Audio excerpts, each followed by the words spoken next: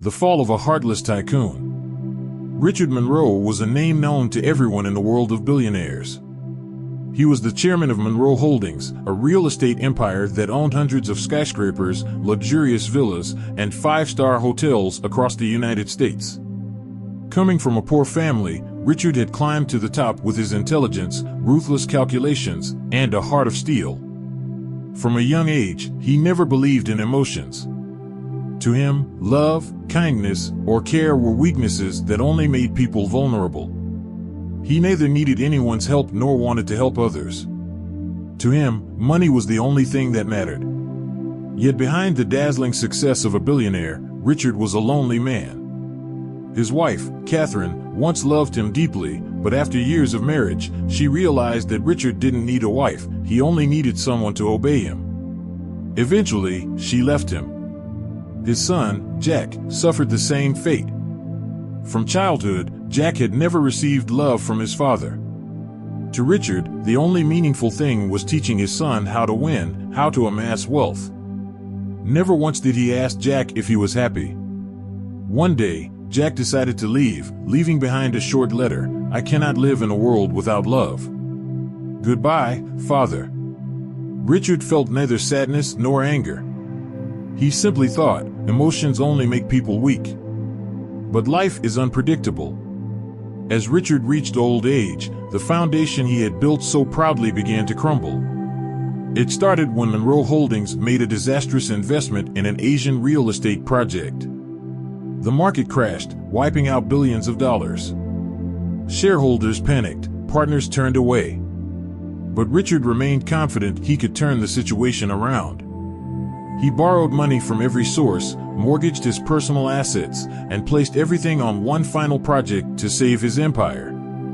But this time, he was wrong. The market plummeted further, and the company faced bankruptcy.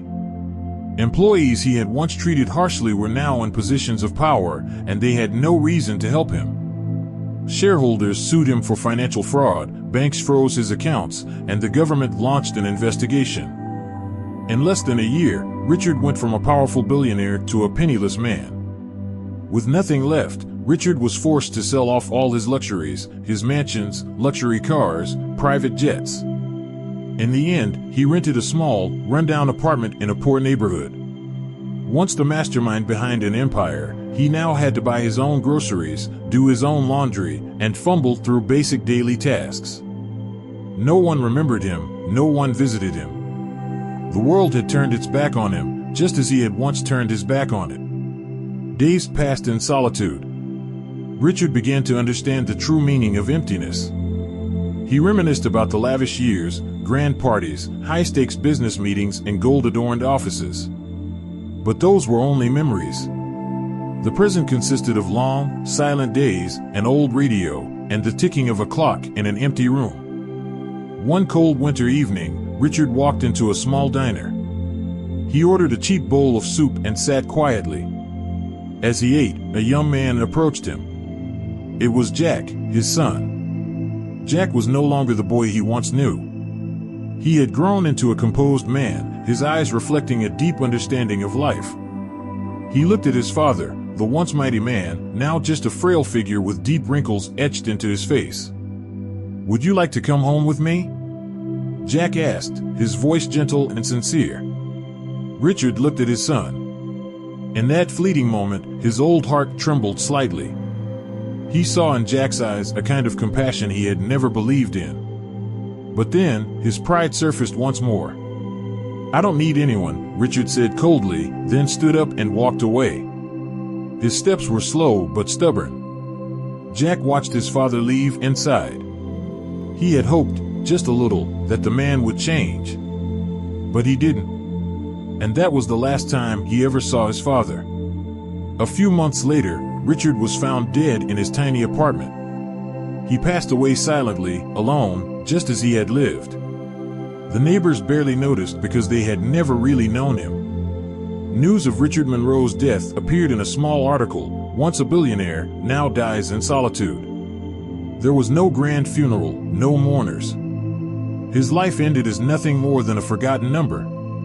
Those who had once known him merely shrugged. Some said he deserved his fate. Others quickly forgot, too busy with their own lives. No one mourned a man who had only cared about money and never about people. Jack, upon hearing of his father's death, remained silent. He didn't cry, he didn't feel anger, just a quiet sadness. No matter how heartless his father had been, he was still his father. A man who had spent his whole life chasing ambition, only to be consumed by it in the end. Richard had spent his entire life chasing money and power, but in the end, he lost the most important things: love, family, and human connection. Had he accepted Jack's offer that night, perhaps his life would have taken a different turn. But he chose pride over happiness. And that was the price of a heartless life.